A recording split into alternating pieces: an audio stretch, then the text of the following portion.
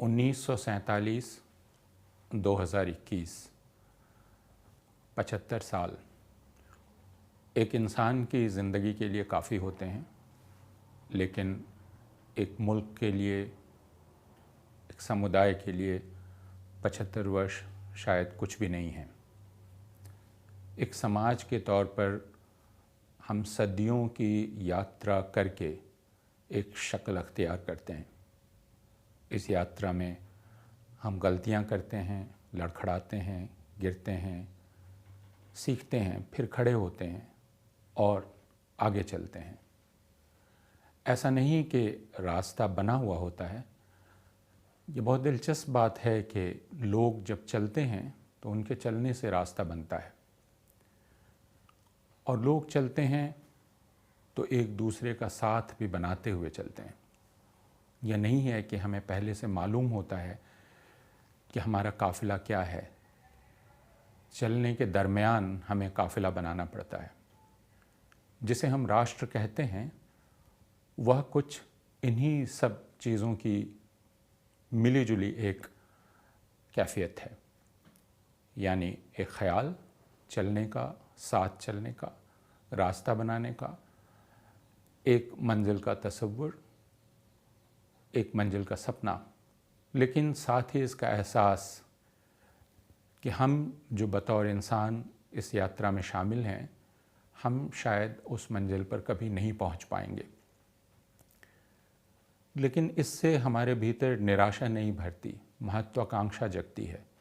हमने मंजिल ऐसी चुनी है जो बहुत ऊंची है। हमने अपने जो आदर्श चुने हैं वो बहुत ऊंचे हैं, और इसलिए यात्रा पर चलने का उत्साह भी बहुत अधिक है। अगर हम अपने सामने क्षुद्र और छोटे इरादे रखें, सामने हमारी मंजिल छोटे इरादों से बनी हुई हो, तो हमारी यात्रा का महत्व भी नहीं रहता है। इसलिए यह जानते हुए भी कि यह यात्रा हमारे बाद भी चलती रहेगी, इसमें शामिल होने का, इस यात्रा में कुछ योगदान करने का हौसला बना रहता है। 1947 के बाद 74 साल गुजर गए हैं और हम 75वें साल में हैं, जिसे कहते हैं आज़ाद भारत या आज़ाद हिंदुस्तान का 75वां साल। यह कैसा है, इसमें रहने का एहसास कैसा है? अगर ईमानदारी से बात करें तो हमें यह कहना पड़ेगा कि बहुत सुख से भरा हुआ नहीं है। बहुत तकलीफ़, बहुत उलझन, बहुत परेशानी, दुविधा, निराशा और हताशा। इसलिए कि 1947 में हमारे पूर्वजों ने जो स्वप्न देखा था, जिस स्वप्न के साथ यात्रा शुरू की थी, आज ऐसा लगता है कि हम जो उनके उत्तराधिकारी हैं और उनका उत्तराधिकारी होने का दावा करते हैं, हम उतने बड़े सपने नहीं देख पाते। हमने अपने आप को संकीर्णताओं में कैद कर लिया है, और हम और ज़्यादा अपने दायरों को सकरा करते जा रहे हैं। 1947 में इरादा विस्तार का था, विस्तार को और अधिक विस्तार देने का था, नई दोस्तियां बनाने का था, नई मित्रताएं बनाने का था, नए खुलेपन का था। 75 साल बाद ऐसा लगता है कि हम दुश्मन बनाने में ज़्यादा यकीन करते हैं। हम दुश्मन खड़े करते हैं और दुश्मनों पर वार करना चाहते हैं, काल्पनिक ढंग से और वास्तविक ढंग से, और उसमें हमें खुशी मिलती है। ज़ाहिरा तौर पर एक समाज के रूप में या एक समुदाय के रूप में ये बहुत अच्छा ख्याल नहीं है जो हमें हो रहा है। तो हम एक बार याद कर सकते हैं कि 1947 में या उसके पहले जिस भारत की कल्पना की गई थी, वह किस किस्म का था, या वे आदर्श किस किस्म के थे, जिन आदर्शों को हासिल करने का नाम ही भारत था। और वे आदर्श हमें कहाँ मिलते हैं? उन्हें अगर हम खोजने जाएं तो एक किताब है जिसे भारत का संविधान कहते हैं, उसकी प्रस्तावना में वे आदर्श मिल जाते हैं, वे महत्वाकांक्षाएं मिल जाती हैं। और वह क्या है? बहुत सादे तरीके से कहा गया है, हम भारत के लोग क्या हासिल करना चाहते हैं। हर तरह की आज़ादी, हर तरह की बराबरी, हर तरह का इंसाफ, हर तरह का, एक ही तरह का नहीं।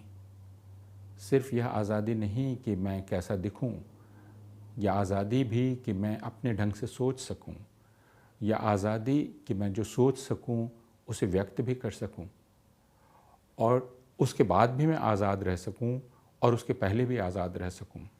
और हर तरह की बराबरी, वो समाजी बराबरी होगी, वो जेंडर के आधार पर बराबरी होगी, वो आर्थिक विभेद होते हुए भी बराबरी होगी, और इंसाफ भी हर तरह का इंसाफ। लेकिन जब हम इन्हें हासिल करने के लिए आगे बढ़ते हैं तो हमें जिस चीज़ की ज़रूरत है वह है एक दूसरे के साथ एकजुटता।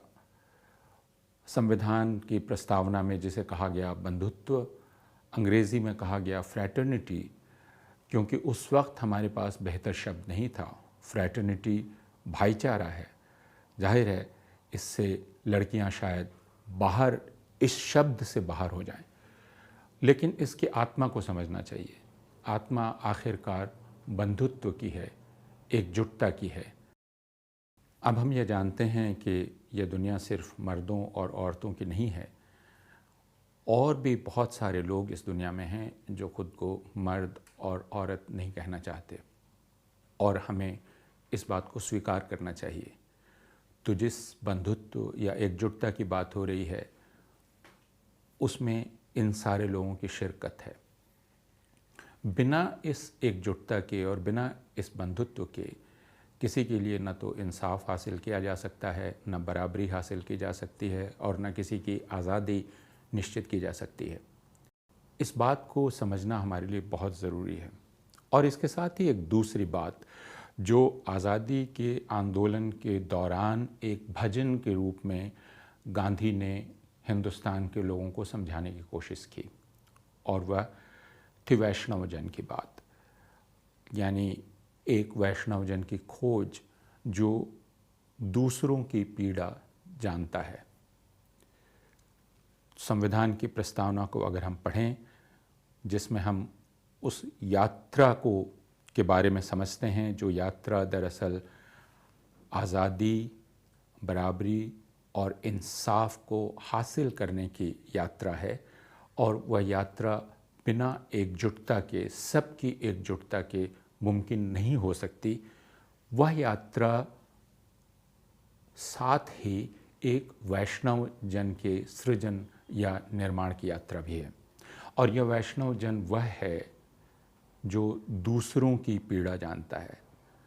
और ये शब्द अपने आप में बहुत मानी खेज हैं। दूसरा, वैष्णव जन, आज़ादी, बराबरी, इंसाफ, एकजुटता, दोस्ती, बंधुत्व। दूसरा यानी जो मुझसे अलग हो, मैं जो नहीं हूँ। मैं कौन हूँ? मैं जो खुद को दूसरे की शक्ल में देखता हूँ या दूसरे की आँख में देखता हूँ। तो एक तरह से मेरे होने के लिए दूसरे का होना बहुत ज़रूरी है। दूसरे के हुए बिना मुझे अपने वजूद का पता नहीं चलता। लेकिन जब मैं दूसरे की बात करता हूँ तो क्या मैं परायेपन की बात करता हूँ, और मैं यह कहता हूँ कि उस दूसरे को अलग किए बिना मेरा अस्तित्व नहीं रह सकता? मैं जब दूसरे की पीड़ा जानने की बात करता हूँ तो क्या मैं दूसरा हो जाना चाहता हूँ? और हम ये जानते हैं कि यह नामुमकिन है, यानी मैं कभी भी दूसरा नहीं हो सकता। इसलिए यह झूठ या धोखा नहीं देना चाहिए कि मैं दूसरा हो जाऊंगा। नहीं, मुझे यह ताकत अपने भीतर पैदा करनी है कि मैं दूसरे की तकलीफ़, दूसरे का दर्द, दूसरे के भीतर की भावना को महसूस कर सकूं। एक लालच यह होता है जो अक्सर हम लोग कहते हैं कि मैं दूसरे को अपना लेना चाहता हूं। नहीं, यहाँ अपनाने की बात नहीं है। दूसरे को अपनाने में दूसरा प्रलोभन यह है कि मैं उसे अपने में मिला लेना चाहता हूँ और इस तरह मैं दूसरे का अस्तित्व ही समाप्त कर देना चाहता हूँ। तो मैं बोलता तो यह हूँ कि मैं आपको खुद में मिला लेना चाहता हूँ, लेकिन मेरे भीतर जो इच्छा है जिसे मैं व्यक्त नहीं करता कि मैं आपको समाप्त कर देना चाहता हूँ, यानी मैं आपको अपने भीतर विलीन कर लेना चाहता हूँ। गांधी जो कह रहे हैं वह अलग है। वह यह कि आप दूसरे का अस्तित्व विलीन करने की बात नहीं करेंगे, आपके और उसके बीच एक दूरी बनी रहेगी और एक तनाव भी बना रहेगा, लेकिन आप में यह ताकत होगी कि आप उसको महसूस कर सकें, उसकी इच्छाओं को जानने की कोशिश कर सकें, उसकी तकलीफ़ को जानने की कोशिश कर सकें, उसकी आशाओं में आपकी साझेदारी हो सके। इस तरह एक वैष्णव जन का निर्माण होता है। तो यह सफ़र जो हिंदुस्तान का सफ़र था, और यह कहना शायद ठीक है कि यह 1947 के 15 अगस्त से एक नए दौर में पहुंचा, लेकिन यह सफ़र उसके पहले से चल रहा था। आज़ादी के आंदोलन के दौरान जो बहुत सारे लोग सोच रहे थे कि आखिर हम किस किस्म का समाज बनना चाहते हैं, बहुत सारे विचार एक दूसरे में से टकरा रहे थे, और उन विचारों में जो विचार सबसे ऊपर आया उसे हम गांधी का विचार कहते हैं, और इसीलिए भारत का नाम गांधी के साथ जुड़ गया है। हालांकि इसका मतलब ये नहीं है कि भारत के विचार में और लोगों की कल्पना शामिल नहीं है। आप भारत की कल्पना नहीं कर सकते पेरियार स्वामी के बिना, आप भारत की कल्पना नहीं कर सकते रमाबाई के बिना, आप भारत की कल्पना नहीं कर सकते सावित्रीबाई फुले के बिना, आप भारत की कल्पना नहीं कर सकते गोपाल कृष्ण गोखले के बिना, यहाँ तक कि मोहम्मद अली जिन्ना के बिना आप भारत की कल्पना नहीं कर सकते, इकबाल के बिना नहीं, रविंद्रनाथ ठाकुर के बिना नहीं, सरोजनी नायडू के बिना नहीं, इन सब के बिना, जयपाल सिंह मुंडा के बिना या बिरसा मुंडा के बिना आप भारत की कल्पना नहीं कर सकते। लेकिन जिस एक व्यक्ति ने जीने का एक नया तरीका प्रस्तावित किया, और वह नया तरीका यानी सबसे आधुनिक तरीका प्रस्तावित किया, वो गांधी ही थे। यह आधुनिक तरीका जनतांत्रिक तरीका था, और इसलिए यह पिछले तरीकों से नया था। जिसे हम जनतांत्रिक तरीका कहते हैं, उसकी बुनियाद क्या है? गांधी ने यह कहा कि अंग्रेज़ों से आज़ादी का मतलब स्वराज होगा। स्वराज का क्या मतलब होगा? स्व का राज। हम इसके पहले वैष्णव जन की बात कराए हैं, तो जाहिर है यह वैष्णव जन का स्व है। वैष्णव जन की परिभाषा हमने की है एक ऐसा व्यक्ति या एक ऐसी व्यक्ति जो दूसरों की तकलीफ़ को समझती हो या समझता हो और उसमें शिरकत करना चाहती हो। अगर हम हिंदी के कवि गजानन माधव मुक्तिबोध की बात करें तो वह कहते हैं कि आदमी तो वही है जो दूसरों की पुकार सुनकर दौड़ पड़ता है। जो दूसरों की पुकार सुनकर दौड़ नहीं पड़ता या जिसे दूसरों की पुकार सुनाई ही नहीं पड़ती, वह किस किस्म का आदमी है? ये दोनों चीज़ें एक हैं, यानी मुक्तिबोध जो कह रहे हैं और गांधी जो कह रहे हैं, वह दोनों एक ही हैं।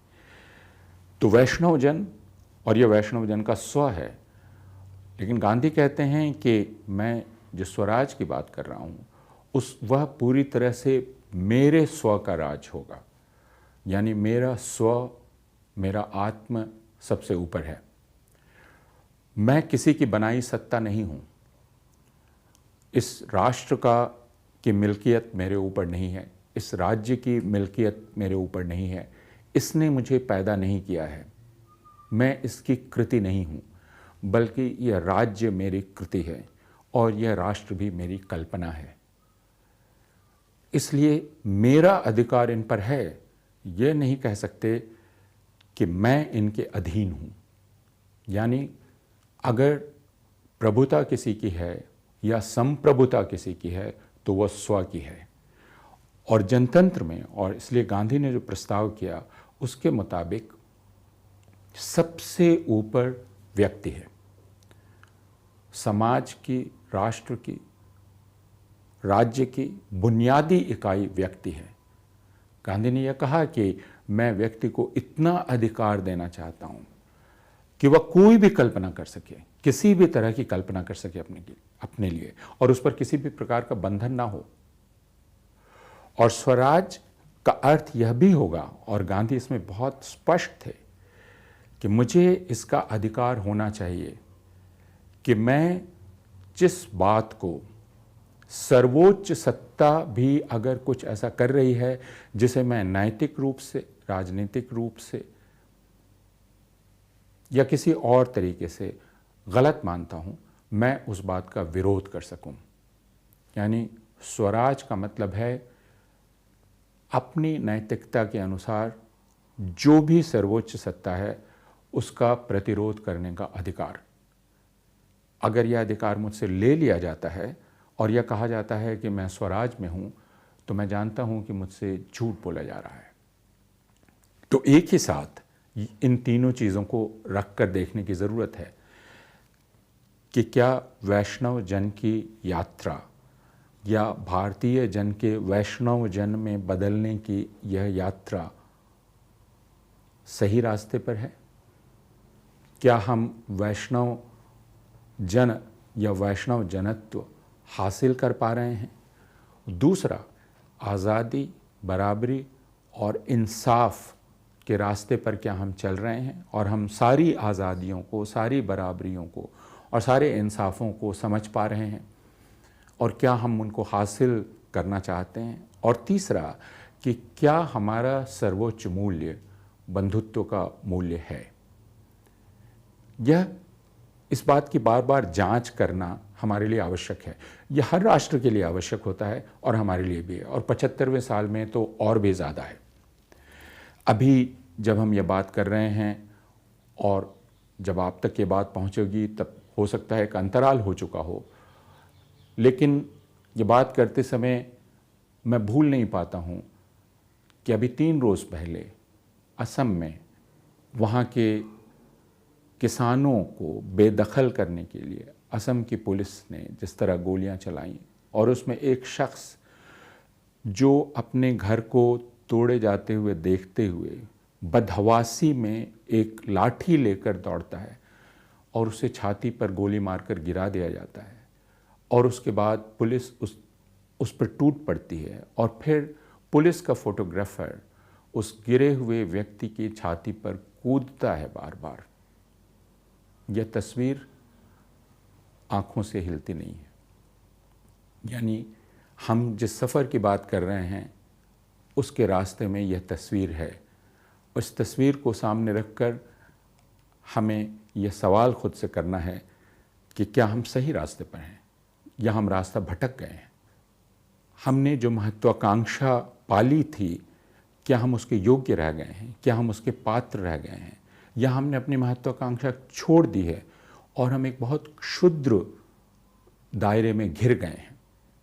और वह क्षुद्र दायरा क्या है कि हमने अपनी पहचान एक बहुत संकीर्ण तरीके से की है और दूसरों से रिश्ता बनाने की अपनी इच्छा बिल्कुल छोड़ दी है, और दूसरों को अपना मित्र बनाने की जगह हम ज़्यादा से ज़्यादा दुश्मन पैदा करने में सुख लेने लगे हैं। क्या हम उस दिशा में आगे जा रहे हैं? यह सवाल हमें करना बहुत ज़रूरी है, और यह सवाल करते समय हमें दुनिया में दूसरी जगह भी आंख उठाकर देखने की ज़रूरत है। मसलन अभी कनाडा में चुनाव हुए हैं, और कनाडा में दोबारा जस्टिन ट्रूडो बहुमत लेकर आए हैं। पूर्ण बहुमत उनको नहीं मिल सका है, लेकिन जस्टिन ट्रूडो की सरकार बने, इसमें उनकी मदद कौन कर रहा है? लोग कह रहे हैं कि शायद जस्टिन ट्रूडो की सरकार बनने में जो निर्णायक होंगे वो एक सिख हैं, यानी भारतीय मूल के सिख। कहाँ भारतीय मूल का सिख, और कहाँ सुदूर कनाडा में, जो कि ईसाई मत को मानने वालों का देश है, बहुमत उनका है, श्वेत लोगों का देश है, वहाँ एक अश्वेत सिख गैर ईसाई वहाँ की सरकार बनाने में निर्णायक हो।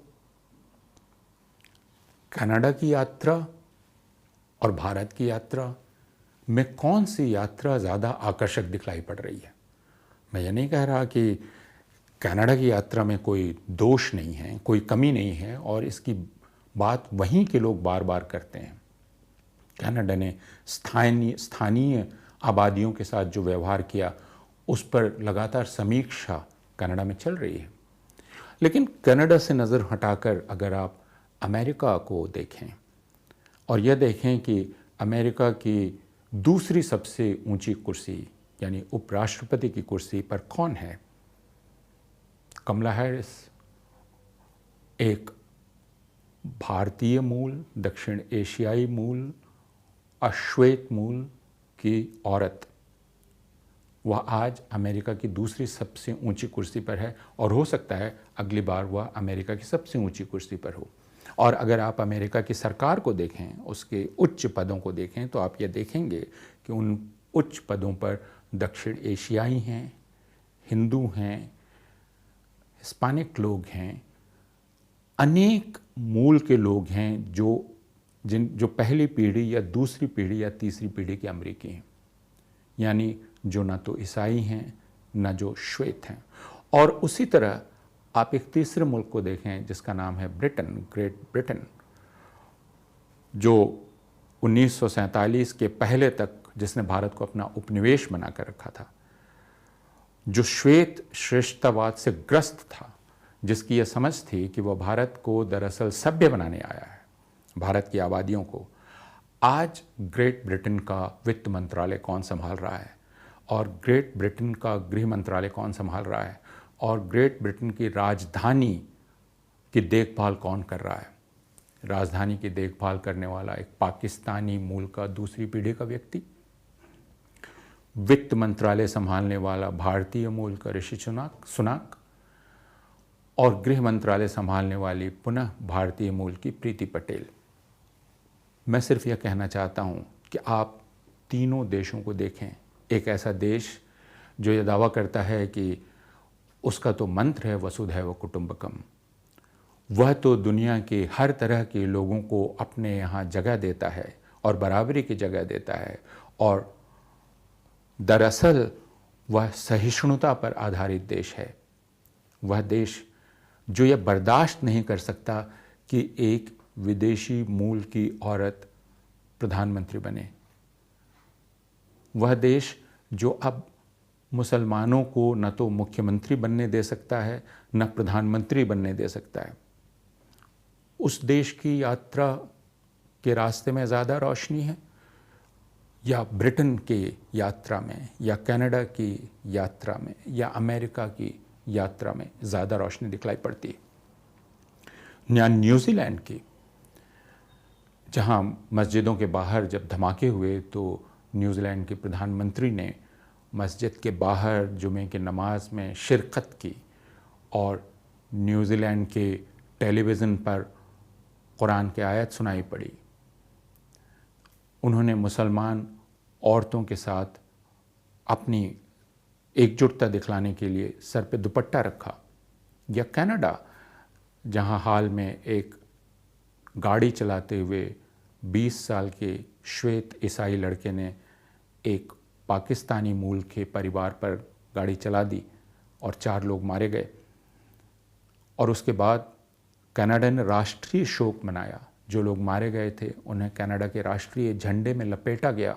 कनाडा के प्रधानमंत्री शोक व्यक्त करने वहाँ पहुँचे।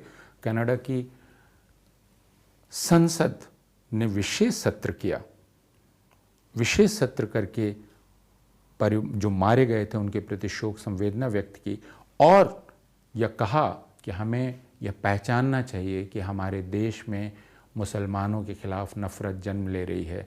सारे दलों ने मिलकर कहा कि हमें उसका मुकाबला करना है। न्यूजीलैंड जैसा साहस, कनाडा जैसा साहस और खुलापन, उदारता, लोगों को अपने भीतर शामिल करना, या जर्मनी की तरह जिसकी प्रमुख मर्केल ने कहा कि उनका दरवाज़ा खुला हुआ है अप्रवासियों के लिए, उनकी तरह, या हम जो अपने आप को और सिकोड़ते जा रहे हैं, जो इसी देश के लोगों को कहते हैं कि ये बाहर के हैं, घुसपैठिए हैं और उन्हीं पर हमला करते हैं और ये कहते हैं कि वे यहाँ फल नहीं बेच सकते, वे यहाँ चूड़ी नहीं बेच सकते, वे यहाँ व्यापार नहीं कर सकते, वे यहाँ ज़मीन नहीं खरीद सकते, वे यहाँ मकान नहीं खरीद सकते, वे मुख्यमंत्री नहीं बन सकते, वे प्रधानमंत्री नहीं बन सकते। पूरी दुनिया के आगे 75 साल के सफ़र के बाद हिंदुस्तान की तस्वीर क्या एक सर ऊंचा किए हुए ऊंचे इरादों वाले मुल्क की तस्वीर है या दलदल में धंस रहे मुल्क की तस्वीर है? ईमानदारी से हमें इस बात पर विचार करना है। जैसा मैंने कहा, हम लौट कर उस प्रश्न पर जाएं कि क्या हम अधिक वैष्णव जन बन पाए हैं? क्या हम आज़ादी, इंसाफ, बराबरी को अधिक अच्छे ढंग से समझ पाए हैं? और क्या हमने अधिक दोस्तियां कायम की हैं, एकजुटताएं, या हमने अपने आप को छोटे छोटे दायरों में बांध लिया है? ये सवाल अप्रिय हैं, लेकिन इन सवालों को किए बिना आगे के कदम उठाना बहुत मुश्किल होगा, और अगर हम कदम उठाएंगे तो शायद गलत रास्ते पर ही चलेंगे। यह तय हमें करना है कि हम एक महत्वाकांक्षी समाज के रूप में जाने जाएं या हम एक क्षुद्र समाज के रूप में जाने जाएं। जवाब हमें देना है।